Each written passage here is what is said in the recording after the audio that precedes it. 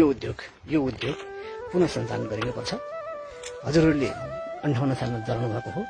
सम्माननीय प्रधानमन्त्री पुष्पकमल दाहालजी द्वन्द्वकालमा हजुरका कार्यकर्ताहरूले जलाएका यी यातायातका साधनहरू हुन्। 58 सालमा माओवादीहरूले एकदम यो चाहिँ 8 दिनसम्म यहाँ आगो निभेको थिएन, पुरै जलाएको थियो। यहाँ चाहिँ 3000 लिटर चाहिँ डिजल पेट्रोल पनि थियो अरे। यी सबै जलेका यातायातका साधनहरू हुन्।